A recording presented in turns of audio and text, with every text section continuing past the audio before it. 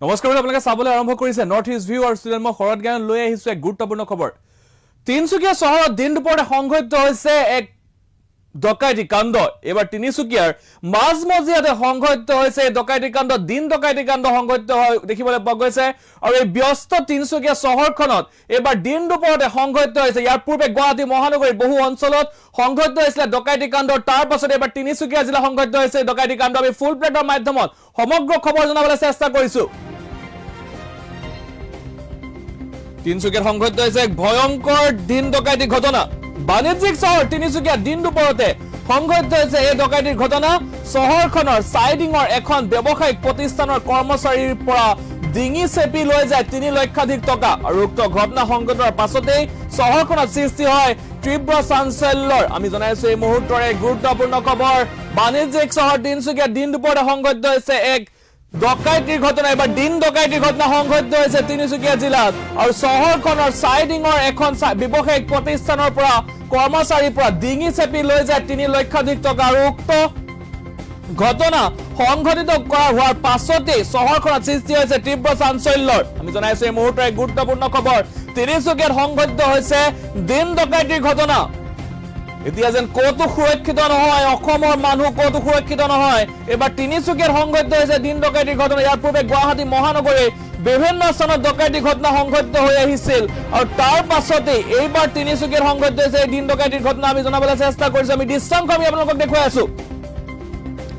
ডিঙি চেপি লুটি লৈ যায় ৩ লক্ষাধিক টকা আৰু তিনিচুকীয়াৰ এই ব্যস্ত চহৰ বুলি ক'ব পাৰি। গুৱাহাটীৰ পিছতে এখন ব্যস্ত চহৰ তিনিচুকীয়া আৰু এই তিনিচুকীয়া চহৰখনতে দিন দুপৰতে সংঘটিত হৈছে এই ভয়ংকৰ দিন ডকাইতিৰ ঘটনা।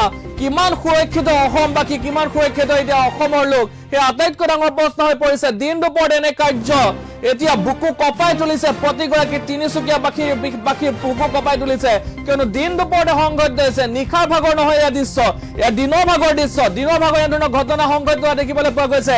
আমি জনাই আছো এই মুহূৰ্তৰ এই গুৰুত্বপূৰ্ণ খবৰ নৰ্থ ইষ্ট ভিউ দৰ্শকক। আমি দৃশ্যাংশ আমি আপোনালোকক দেখুৱাই আছো। দৃশ্যাংশ চাওক। আৰু এইখনে সেই দোকানখন, এই দোকানখনৰ পৰা সংঘটিত হৈছিলে ভয়ংকৰ দিন ডকাইতিৰ ঘটনা সংঘটিত হৈছিলে আৰু দিন দুপৰতে বুলি ক'ব লাগিব। দিন দুপৰতে সংঘটিত হৈছে এই ডকাইতিৰ ঘটনা আৰু যাৰ পাছত এতিয়া তিনিচুকীয়াবাসী ভয়ত কম্পিত হোৱা দেখিবলৈ পোৱা গৈছে, কিয়নো তিনিচুকীয়া জিলাখন ব্যস্ত জিলা আৰু সেই ব্যস্ত চহৰখনৰ মাজতে সংঘটিত হৈছে ভয়ংকৰ ঘটনা। এখন চহৰখনৰ চাইডিঙৰ এখন ব্যৱসায়িক প্ৰতিষ্ঠানৰ পৰা সংঘটিত হৈছে ঘটনা। কৰ্মচাৰী আটাইতকৈ ডাঙৰ কথা, কৰ্মচাৰী ডিঙি চেপি লৈ যোৱা হৈছে এই ৩ লক্ষাধিক টকা। উক্ত ঘটনাৰ পাছতে সংঘটিত হৈছে তীব্ৰ চাঞ্চল্যৰ সৃষ্টি হৈছে। এই সন্দৰ্ভত কিছু মন্তব্য আছে, আমি শুনাই ল'ব বিচাৰিছো।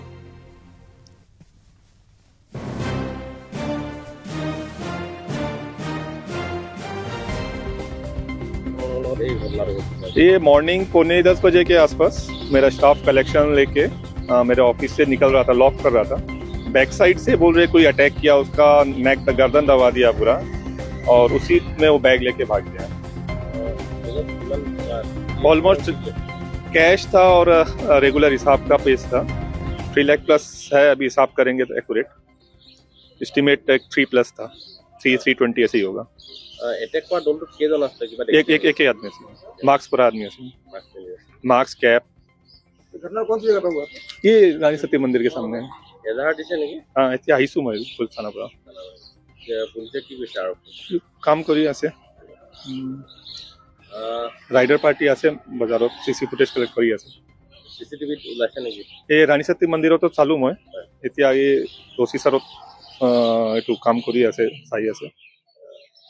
কেনেকে পলালে টকাটো লৈ? মানে গাড়ী বাইক? নাই পেডেল। ইয়াত চেনাৰাম স্কুল क्रॉस কৰি देवी पुखरी ওলাই গ'ল। আপোনাৰ নামটো? अमित अग्रवाल। कोई सबूत है क्या किसी पे पहचानते हैं? नहीं ऐसे तो किसी पे डाउट नहीं है। আপোনালোকৰ লগত এই ঘটনাটো ঘটিছে? ये मॉर्निंग 9:45 बजे के